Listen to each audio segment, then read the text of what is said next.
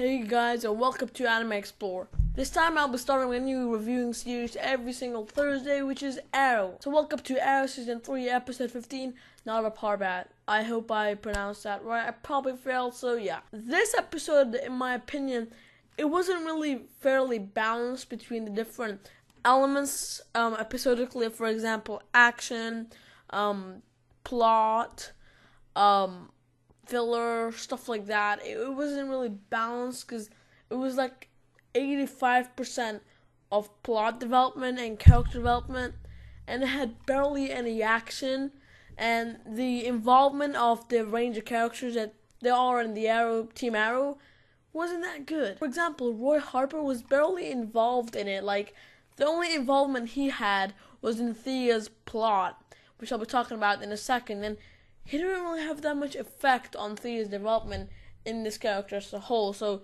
his effect was in the minority when it comes to overviewing the episode as a whole. Nonetheless, the episode was amazing. We had, John Diggle and Oliver Queen going on this mission. We had the entire Ra's al Ghul stuff, which I'll be talking about in a second, which is a huge reference to Batman in the comics.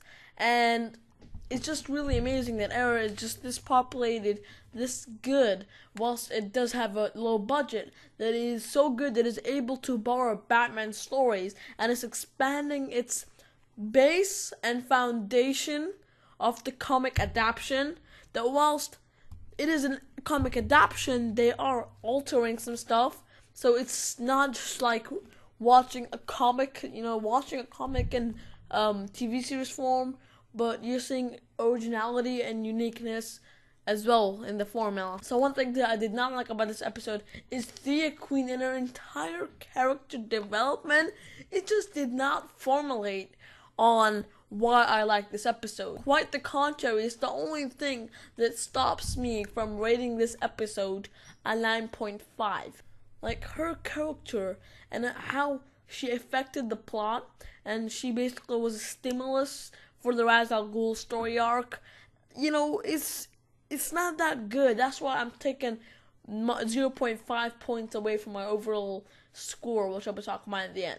I just feel her character and Laurel's character is just, I guess they're trying to make us dislike these two characters.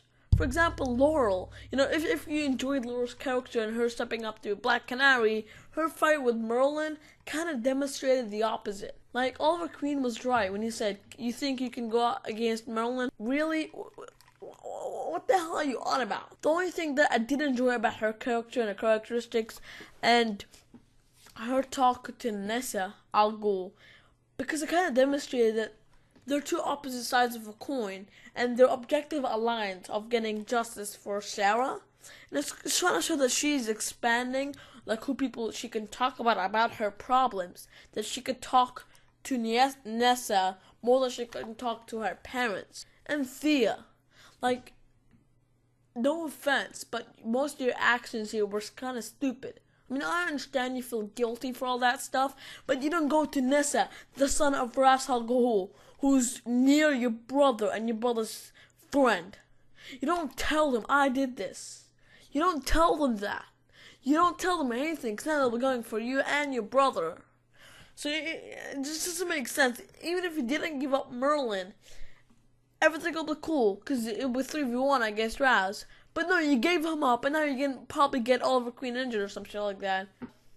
But you can kind of understand the origins of her conclusion on why she did that. She feels guilty, and the burden of guilt, this entity of guilt, is just taking over her. She can't focus, she can't clear her mind. That's why she did multiple mistakes within this episode, so it's kind of understandable. But to that degree of, I'm gonna say stupidness is the wrong word, but to that degree, nonetheless, this was really cool. The cliffhanger in the end is just a huge reference to comic book fans, because Ra's al Ghul did say to Batman once, I need to take over this, the League of Assassins, be the next Ra's al Ghul.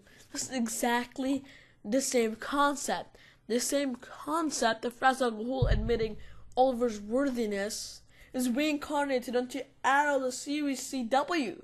Because in this episode, he's just like, you're brave, replace me. Yes, son?